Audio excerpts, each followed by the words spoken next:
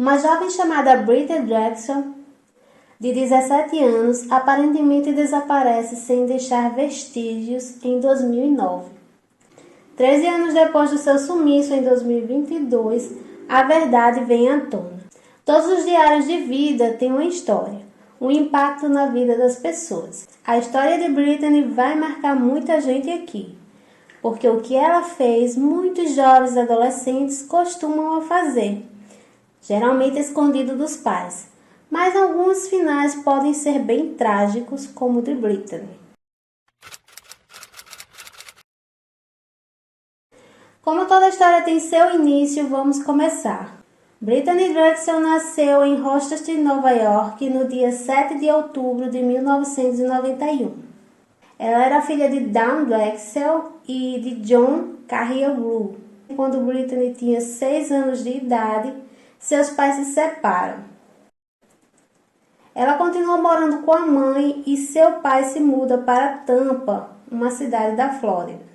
Nesse meio tempo, Dawn, mãe de Brittany, se casou novamente com um homem chamado Chad Drexel. Eles tiveram mais 2 filhos juntos, chamados Mirissa e Candy. De acordo com seus pais, a Brittany era uma menina desde nova muito sorridente, adorava esportes e praticava futebol e se destacava como jogadora. E como toda criança e adolescente, ela tinha sonhos e desde cedo já queria estudar enfermagem ou cosmetologia.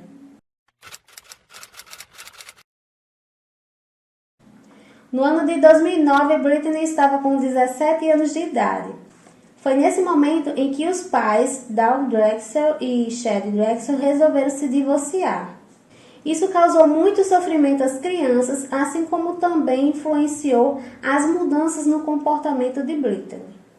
Logo ela passou a apresentar mau comportamento, faltar aulas na escola e andar com pessoas mais velhas que a família não conhecia. A fase da adolescência pode até ter contribuído para um novo comportamento também, mas não vamos esquecer que essa seria a segunda separação dos pais que Brittany enfrentava. Outro ponto foi o relacionamento com um namorado chamado John Greco, que estava sempre abalado por brigas e vai e vem. E no meio dessas confusões, Brittany chegou a sofrer 2 overdoses por tomar analgésico da mãe com a intenção de se intoxicar.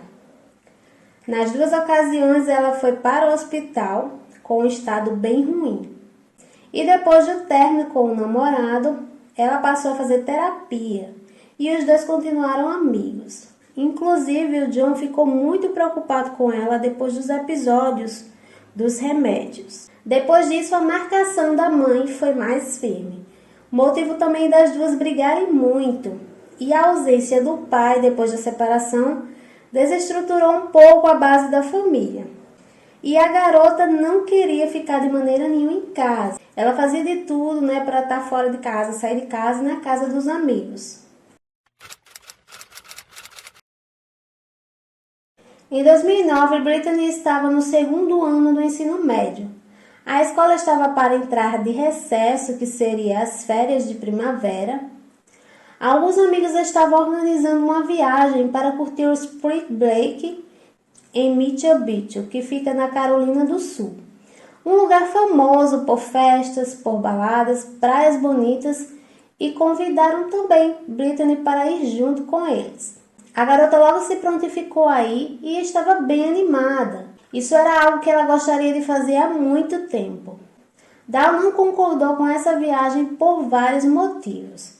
O primeiro, por não conhecer muito bem os amigos que iriam participar da viagem. Outro motivo é porque não haveria adultos responsáveis, algum pai para acompanhar os jovens. Seriam somente os jovens. O lugar também ficava muito longe, cerca de 14 horas de carro. E, por fim, o comportamento de Brittany, que não estava inspirando tanta confiança para sua mãe. Depois de muitas insistências e brigas, Brittany conseguiu convencer sua mãe a permitir que ela passasse pelo menos o final de semana na casa de um amigo que ficava em Rochester mesmo, Nova York. Para isso, Dawn ainda pediu para falar com a mãe da amiga, já que seria vários dias na casa dela, Seria da quinta-feira até o domingo. Precisava pelo menos combinar as coisas. Dal conseguiu falar com a mãe da suposta amiga, que prontamente concordou com a ida de Brittany. Mas na verdade os planos de Brittany era seguir viagem para Myrtle Beach, escondida na mãe. Uma ideia nada legal. Ela resolveu ligar e falar para John, seu ex-namorado, sobre a viagem. Convidou o ex-namorado para ir também, mas o mesmo não podia porque trabalhava e também não conhecia ninguém dessa nova roda de amigos que Brittany estava envolvida. Ele falou para ela se divertir e tomar cuidado, mas não passava pela cabeça dele que ela estava indo escondida da mãe. Brittany sai na quarta-feira à noite de carro rumo a Myrtle Beach com alguns amigos. Eles ficaram hospedados no Bar Harbor Hotel. O dia em que ela chegou foi em uma quinta-feira, dia 23 de abril de 2009. Mas ela não estava sozinha, ela estava lá com mais 9 pessoas, todos eles com 18 anos ou mais. Naquela noite o grupo decidiu ir a um clube de criptonetes juntos. Eles encontraram outro grupo de Rochester que estava hospedado em um outro hotel ali perto. Naquela noite Brittany foi vista na área VIP do clube com Peter, um amigo dela de Rochester. Em algum momento da viagem, Dal liga para saber como as coisas estão. Ela pede para falar com a mãe da amiga de Brittany, mas ela acaba falando com uma das amigas de Brittany que se passou pela adulta responsável. No segundo dia, Brittany entra em contato com John, seu ex-namorado, e comenta que a viagem não estava tão interessante como ela esperava. Os amigos que a acompanhavam bebiam muito, usavam muitas drogas e ela estava mais isolada. Apesar de ser uma jovem rebelde, a mesma não consumia bebida ou drogas. O último vídeo gravado de Brittany foi no segundo dia. O que muitas pessoas não percebem é que Brittany não passava muito tempo com os amigos com quem viajava. Aqueles com quem ela estava não estavam sendo muito legais com ela. E como resultado, Brittany decidiu sair com outras pessoas pelo resto da viagem. Ela voltava à noite para dormir no hotel, mas fora isso se distanciava deles o máximo que podia. Naquela noite, uma sexta-feira à noite, Brittany conheceu um cara de fora da cidade que também estava em Myrtle Beach para as férias de primavera. Não se sabia até muito depois que ela desapareceu.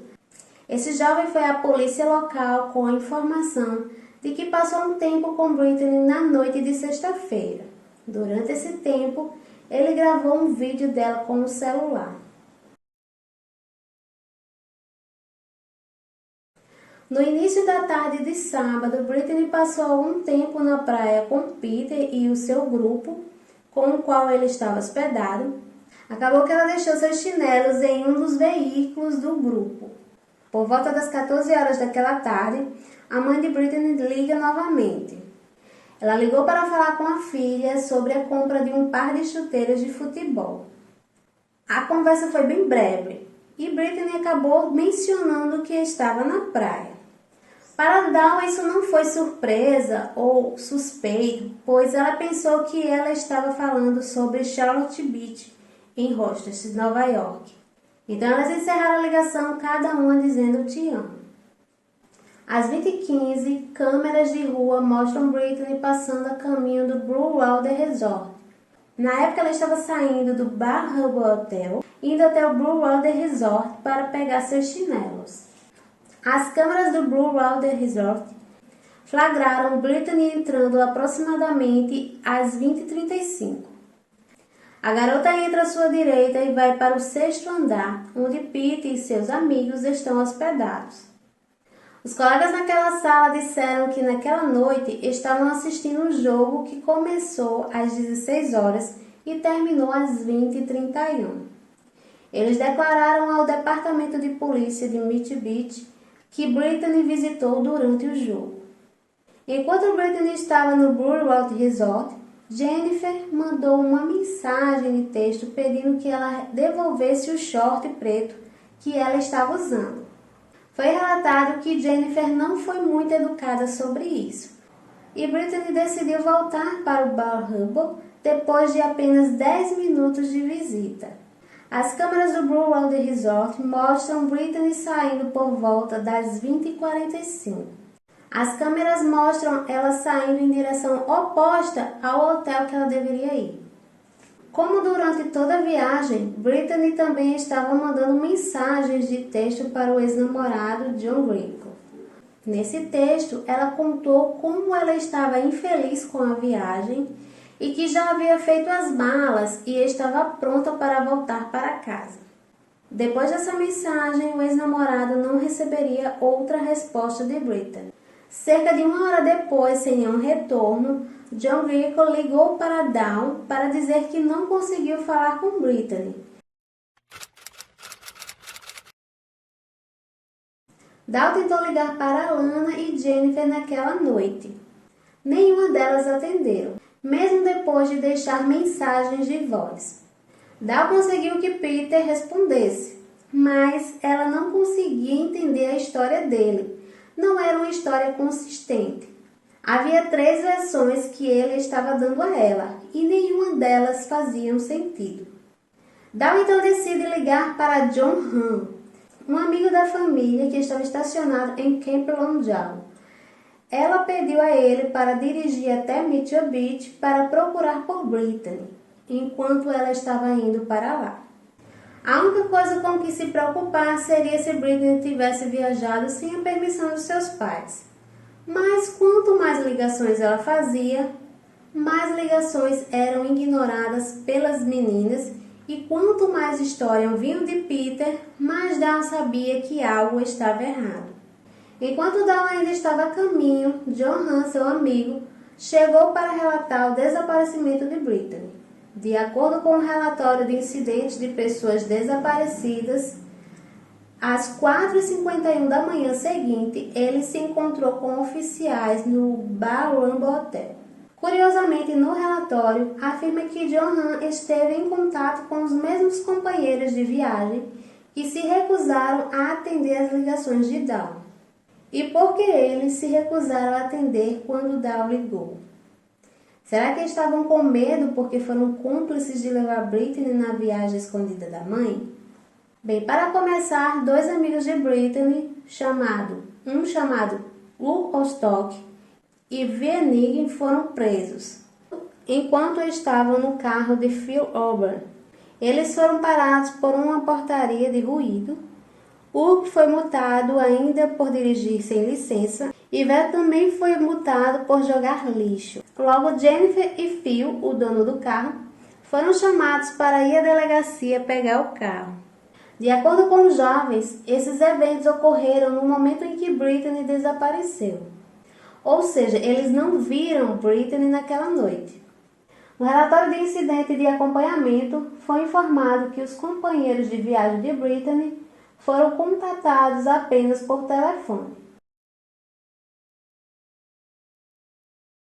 Brittany Drexel foi dada como desaparecida no domingo, 26 de abril de 2009. Mais tarde, as autoridades rastrearam o celular da jovem desaparecida até Georgetown, que ficava a cerca de 80 quilômetros ao sul de onde Brittany foi vista pela última vez. Dezenas de buscas ocorreram lá nos primeiros anos, mas a trilha acabou esfriando. Em maio de 2009, uma busca maciça continuou no Ancoradouro, onde o telefone de Brittany tocou pela última vez, envolvendo cerca de 50 investigadores e K9.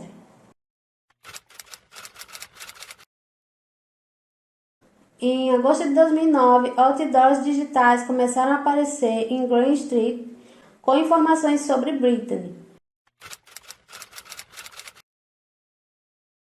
Já em abril de 2012, fotos com idade avançada de Brittany são lançadas no final daquele ano para conscientizar o público sobre como ela estaria aos 21 anos. Nesse mesmo ano, uma pessoa de interesse foi identificada como Raymond Moody, do condado de Georgetown. As autoridades disseram que Moody tinha antecedentes criminais e cumpriu 21 anos de prisão por acusações como abusos e sequestros. Ele também recebeu uma multa por excesso de velocidade em South Beach, um dia após o desaparecimento de Brittany.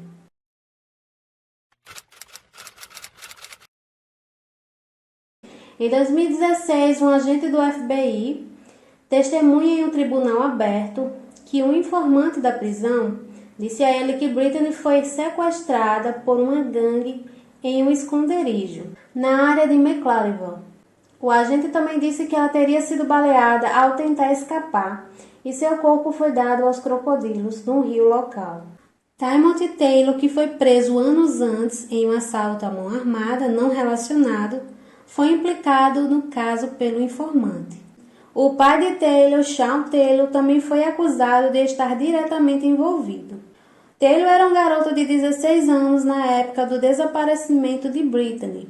Ele era deficiente desde os 4 anos de idade, quando perdeu um braço em um acidente. O FBI usou o envolvimento do jovem em um assalto ao McDonald's em 2011 para implicá-lo publicamente no caso de Brittany, mesmo que ele sempre tenha mantido sua inocência.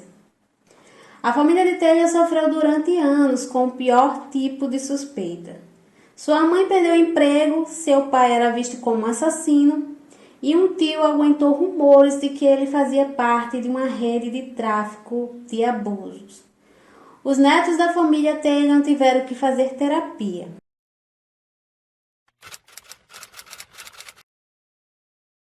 Em 4 de maio de 2022, Raymond Moody foi acusado de obstrução à justiça. Enquanto ele estava sob custódia da polícia, ele confessou o assassinato de Brittany Drexel. Moody foi então acusado de assassinato, sequestro e conduta sexual criminosa de primeiro grau em conexão com o desaparecimento de Brittany. A causa da morte de Brittany foi listada nos mandatos de prisão como estrangulamento manual. As autoridades determinaram que o sequestro, abuso e assassinato ocorreram entre os dias 25 de abril e 26 de abril de 2009. Após sua confissão, Moody levou os investigadores a uma propriedade privada em Georgetown. Ele disse que o corpo de Brittany estava enterrado cerca de 1,5 metros de profundidade. De acordo com os documentos, os investigadores levaram vários dias para localizar seus restos mortais naquela área, que ficava a cerca de 19 quilômetros do acampamento onde aconteceu o abuso. Quando os investigadores descobriram o corpo de Brittany, em maio de 2022, os documentos mostraram que um pince no nariz, lentes de contato e os cabelos longos foram encontrados entre os restos mortais. As autoridades enviaram os restos mortais para identificação forense, onde compararam os registros dentários e o DNA. E em 48 horas, os oficiais confirmaram que eram realmente de Brittany. Durante a confissão, Moody explicou em detalhes horríveis o que aconteceu na noite em que Brittany desapareceu. Moody disse à polícia que ele e sua namorada haviam dirigido até Myrtle Beach para festejar. Quando então viram Brittany andando na rua e perguntaram se ela queria festejar também em outro lugar.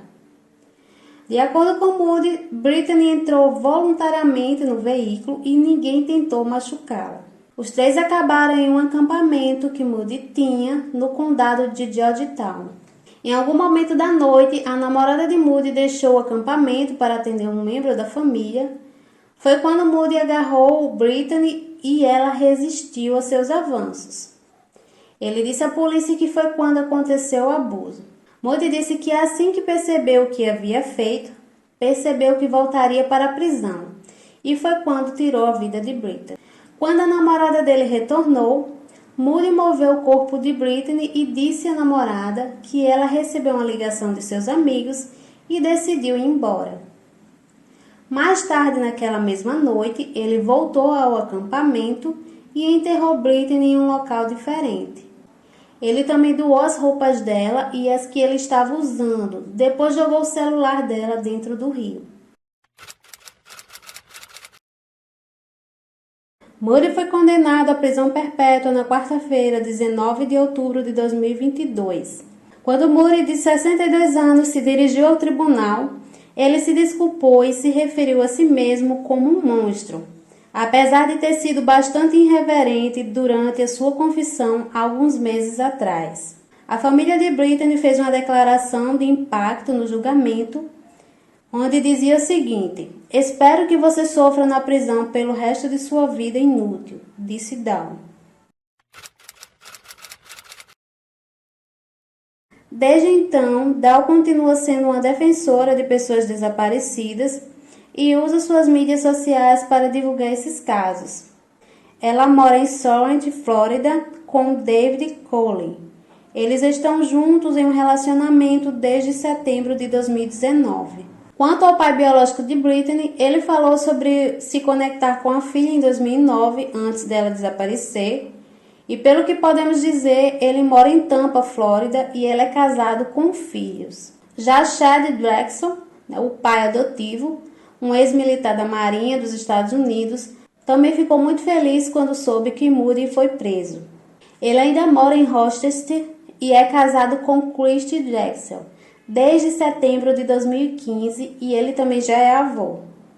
Já Candy, o irmão, se formou no ensino médio em 2021. Já sua irmã Marissa disse em entrevista recente: "Minha mãe estava destinada a encontrar minha irmã desde o primeiro dia. E parece que ela estuda e mora em Rochester até hoje." O Diário Marcado vai terminar por aqui. Deixe nos comentários o que você achou desse diário. Se você conhece mais detalhes desse caso, você pode deixar nos comentários. E se você tem alguma história parecida ou passou por algo parecido, experiência do tipo, você pode também deixar nos comentários. Até a próxima e tchau, tchau!